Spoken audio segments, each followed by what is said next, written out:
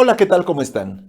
Aquí en Zona Cero vamos a arrancar el año y lo arrancamos con muchísima información de la cual poder comentar, criticar, hacer análisis, pero empecemos con el caso Puebla. Hay un nuevo gobernador, un gobernador que se encuentra en una disyuntiva. Por un lado, mantener los acuerdos con el grupo barbosista, del cual formaba parte. Y me parece que su discurso ha ido en ese sentido y en el de hablar de cuidar el legado de Miguel Barbosa y ha insistido mucho en ese tema. Pero al final es la oportunidad que él tiene de trascender. Es la oportunidad que él tiene, que además es muy corta, de 2 años, en donde a la vez que arranca administración, la está empezando a cerrar. Son 2 años que en términos reales de política, al año y medio ya va a haber un gobernador electo. Por lo tanto, los momentos del poder se reducen.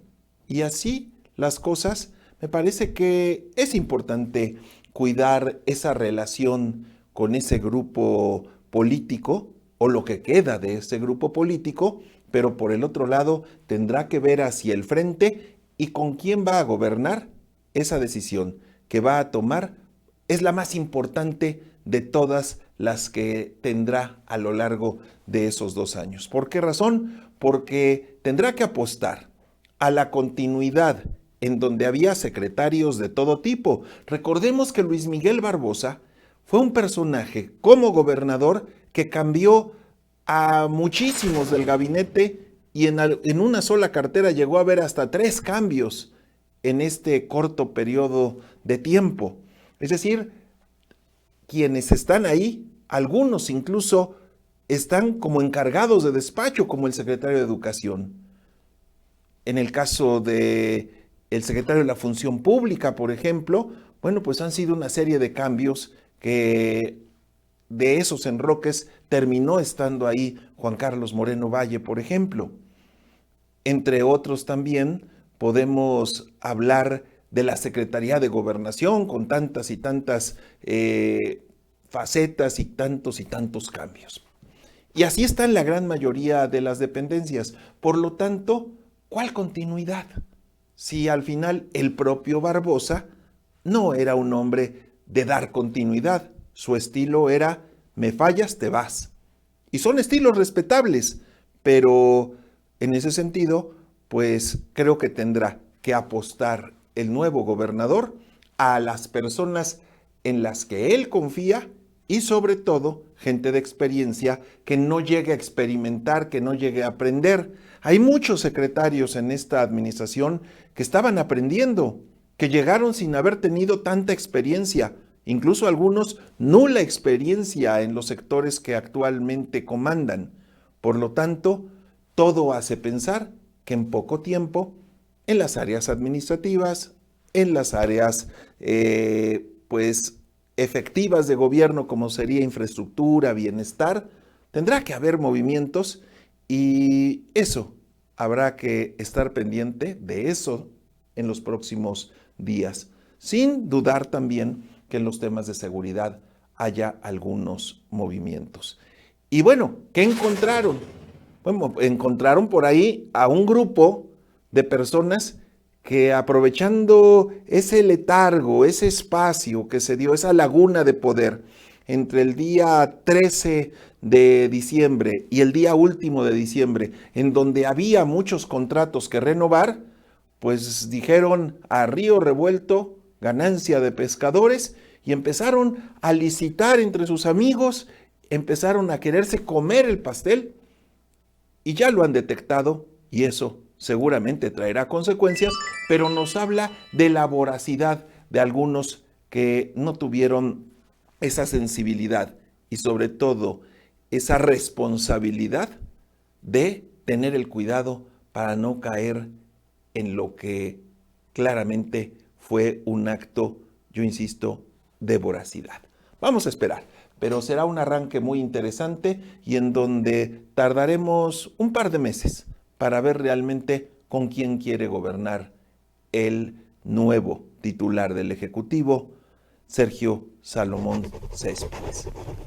Cambiando de tema, Bueno, pues vaya escándalo el que se ha creado en torno a la detención de Ovidio Guzmán, el hijo del Chapo Guzmán. Sobre todo porque vimos cómo fue que lo dejaron libre en una primera ocasión hace ya más de un año, y en donde el presidente cínicamente salió a decir que sí, que él había ordenado para evitar masacres. Y en esta ocasión se le pregunta y titubea. ¿Y titubea por qué? Habría que analizar. Me parece que lo más interesante de todo esto es ver su actitud.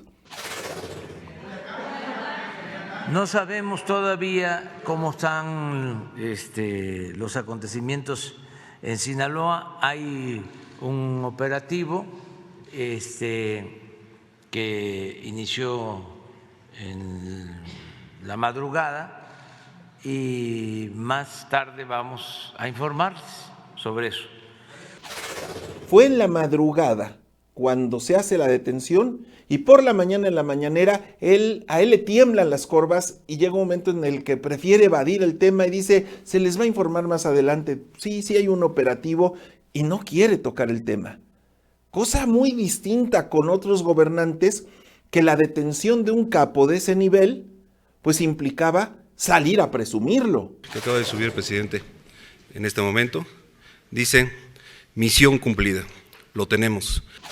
Implicaba pues un trofeo para quienes pelean realmente contra el crimen organizado. Eso no sucedió en ningún momento con López Obrador. Se le veía desencajado, le veía molesto, se le veía incluso preocupado.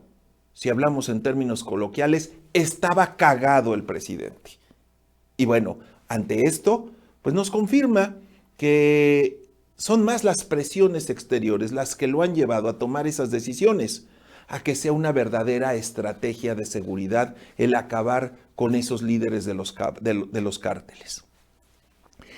No es casualidad que unos días después estuviera programada una cumbre con los presidentes de Estados Unidos, de Canadá, que por cierto ya Justin Trudeau dijo que van a hacerle entender al presidente mexicano que forma parte del Tratado de Libre Comercio y que lo tiene que cumplir, cosa que por supuesto no le va a gustar, pero al final termina doblándose.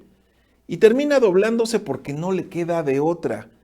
Por supuesto que hay una presión para que se entregue a los capos del crimen organizado en México. Y bueno, pues 3 días antes de que llegara el presidente norteamericano Joe Biden, pues qué mejor que ese regalito. Porque si nos hacemos una pregunta, pues creo que de ahí puede surgir la explicación de todo esto. El presidente sabía, como lo sabíamos todos, que vivía Ovidio en Culiacán, estado al que con mayor frecuencia visita él mismo. Se sabía que ahí vivía. ¿Y acaso no podrían haber implementado un operativo mayor? Porque cuando se les escapa el Chapo Guzmán, se va a la sierra, se mueve por diferentes lugares, incluso dicen que anduvo por Centroamérica, pero se movía por esa sierra en todo momento para evitar, porque existía un operativo permanente que lo buscaba. Por eso es el famoso misión cumplida, señor presidente, cuando le informan a Peña que lo habían detenido. Con López Obrador no era así. Lo tenían identificado en donde estaba, en donde vivía, pero él no era capaz de detenerlo. 3 días antes necesitaban el trofeo, van, lo detienen y lo entregan. Pero lo entregan a regañadientes. Se le nota en el rostro, se le nota preocupación, porque cuando alguien sabe que comete una traición, también sabe que pueden haber consecuencias. Ojalá que no sea el caso, ojalá que no las haya, pero lo que se ve no se juzga.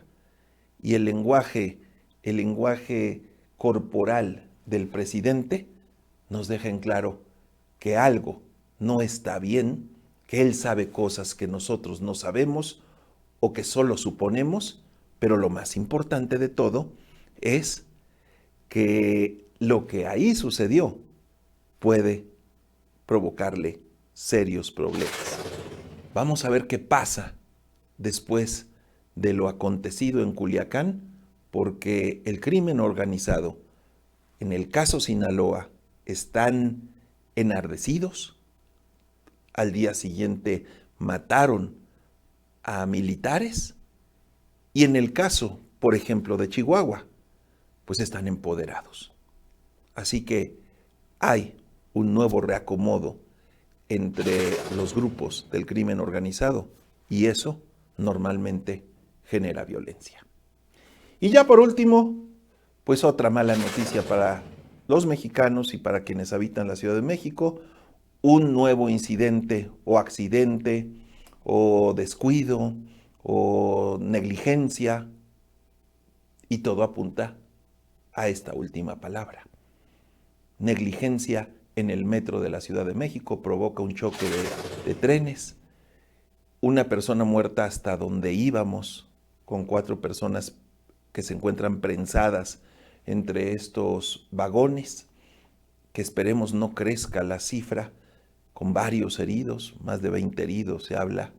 Y bueno, pues, ¿por qué chocan 2 vagones cuando el metro era el transporte más seguro, que además se puede vigilar a través de la tecnología digital que hoy existe?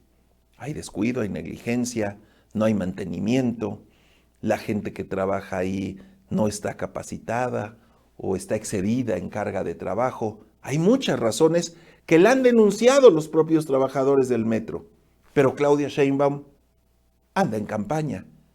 Estaba en Morelia en el momento en el que chocan estos trenes y tiene que salir en un helicóptero que le prestaron. Cuando dicen no hay que usar helicópteros, no, le prestaron un helicóptero para que pudiese llegar 3 horas después.